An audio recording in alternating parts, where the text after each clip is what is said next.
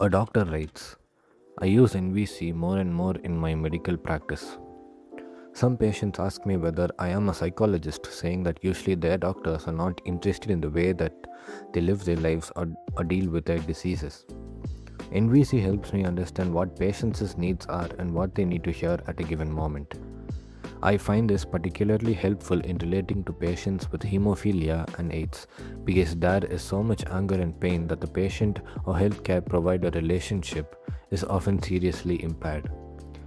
Recently, a woman with AIDS, whom I have been treating for the past 5 years, told me that what has helped her the most have been my attempts to find ways for her to enjoy her daily life. My use of NVC helps me a lot in this respect.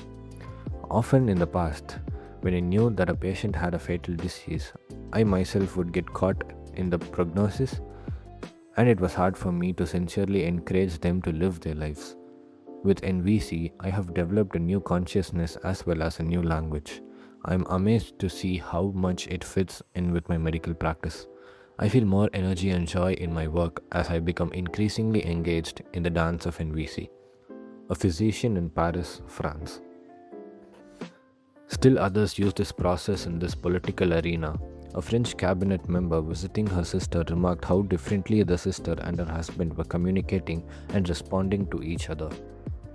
Encouraged by their descriptions of NBC, she mentioned that she was scheduled the following week to negotiate some sensitive issues between France and Algeria regarding adoption procedures.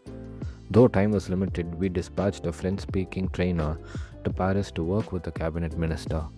The minister later attributed much of the success of her negotiations in Algeria to her newly acquired communication techniques. In Jerusalem, during a workshop attended by Israelis of varying political persuasions, participants used NBC to express themselves regarding the highly contested issue of the West Bank.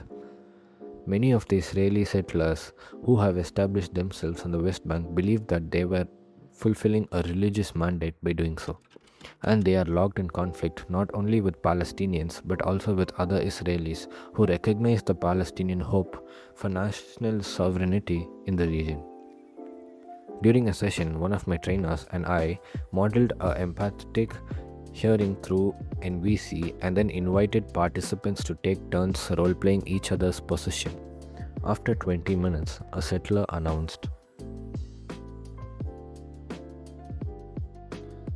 that she would be willing to consider relinquishing her land claims and moving out of the West Bank into internationally recognized Israeli territory if her political opponents could listen to her in the way she had just been listened to. Worldwide, NVC now serves as a valuable resource for communities facing violent conflicts and severe ethnic, religious, or political tensions. The widespread of NVC training and its use in mediation by people in conflict in Israel, the Palestinian Authority, Nigeria, Rwanda, Sierra Leone, and elsewhere have been a source of particular gratification for me. My associates and I were once in Belgrade for 3 highly charged days of training citizens working for peace. When we first arrived, expressions of despair were visibly etched on the trainees' faces, for their country was then enmeshed in a brutal war in Bosnia and Croatia. As the training progressed, we heard the ring of laughter in their voices as they shared their profound gratitude and joy for having found the empowerment they were seeking. Over the next few weeks, during trainings in Croatia, Israel, and Palestine, we again saw desperate citizens in war-torn countries regaining their spirits and confidence from the NBC training they received.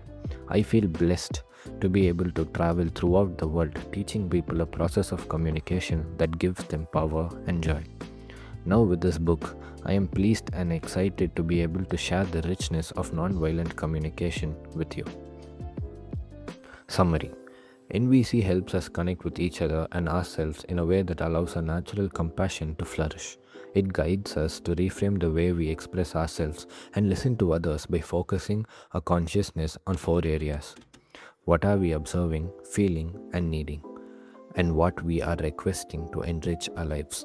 NVC fosters deep listening, respect, and empathy and engenders a mutual desire to give from the heart.